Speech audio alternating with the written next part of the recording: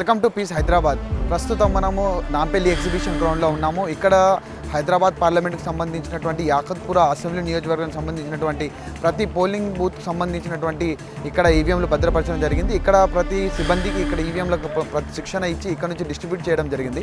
అయితే ఈ డిస్ట్రిబ్యూషన్లో కూడా ఈవీఎంలు ఏ విధంగా ఉన్నాయో తను మొత్తం క్షుణ్ణంగా పరీక్షించుకున్నారు. ఏ విధంగా పనిచేస్తుందో దాన్ని కూడా చూసుకున్న తర్వాత అక్కడ ఉన్నటువంటి సిబ్బందిని పూర్తి వివరంగా ఏ విధంగా పనిచేస్తుంది అనేది కూడా వాళ్ళకి శిక్షణ ఇవ్వడం జరిగింది. ఇక్కడ నుంచి పోలీసుల మధ్యలో భద్రతా మధ్యలో ఇక్కడ నుంచి ఈవీఎంను ఎక్కడైతే పోలింగ్ బూత్లకు సంబంధించి వాళ్ళ పోలింగ్ బూత్లకు సంబంధించి అక్కడ వీళ్ళు ఇక్కడ నుంచి రవాణా అవుతున్నట్టు జరుగుతుంది. అయితే ఈ క్రమంలో రేపు పొద్దున ఏదైతే పోలింగ్ ఉందో అంటే ఉదయం 7 గంటల నుంచి సాయంత్రం 6 గంటల వరకు ఏవైతే ఉందో అంతకుముందే అక్కడ వాళ్ళు చేరుకొని రేపు ఉదయానికల్లా 7 గంటల సమయానికల్లా మళ్ళీ పొద్దున్నే ఉదయాన్నే 6 గంటలకు లేచి వాళ్ళు పూర్తిగా దాన్ని సెటప్ చేసుకోవడం జరుగుతుంది. ఏదైతే పార్టీకి సంబంధించినటువంటి ఏజెంట్లు ఉంటారో ఆ ఏజెంట్ల మధ్యలోని సమక్షంలోనే ఆ ఈవీఎంను మళ్ళీ తెరవడం జరుగుతుంది. అంటే ఇక్కడ ఏదైతే చూసుకున్నారో ఏదైతే ఏ విధంగా పనిచేస్తుందో చూసుకున్న తర్వాత ఇక్కడ నుంచి డిస్ట్రిబ్యూట్ అవ్వడం జరిగింది. నాంపల్లి ఎగ్జిబిషన్ గ్రౌండ్లో ఇక్కడ నుంచి పోలింగ్ బూత్కి సంబంధించిన ప్రతి ఒక్క పోలింగ్ బూత్లో సంబంధించిన ఈవీఎంలు డిస్ట్రిబ్యూట్ చేయడం జరిగింది.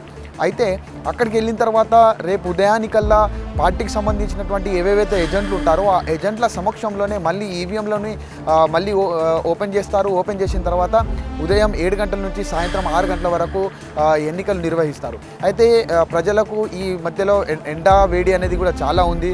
ఎందుకంటే ఎండలు చాలా ఎక్కువ కాస్తున్నాయి కాబట్టి 1 గంట సమయం కూడా పెంచడం జరిగింది. ఎలక్షన్ కమిషనర్ 1 గంట సడలింపులు చేయడం జరిగింది. 6 గంటల వరకు రేపు సాయంత్రం 6 గంటల వరకు మనకు ఎన్నికల్లో పాల్గొనవచ్చును.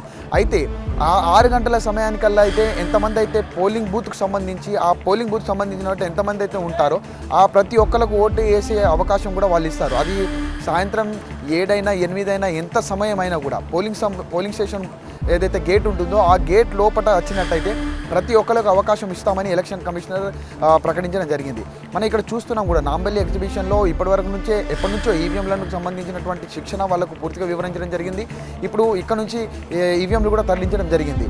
అయితే రేపు ఉదయానికల్లా మళ్ళీ అవన్నీ రాత్రి భద్రత ఏదైతే సిబ్బంది ఉన్నారో ఆ సిబ్బందులు అక్కడే రాత్రి బస చేస్తారు. పొద్దున ఉదయానికల్లా లేచిన తర్వాత వాళ్ళ పనిలో వాళ్ళు ఉంటారు. కాబట్టి ప్రజలకు కూడా మేము కూడా మా పీస్ హైదరాబాద్ నుంచి ఒకటే కోరుకున్నాము.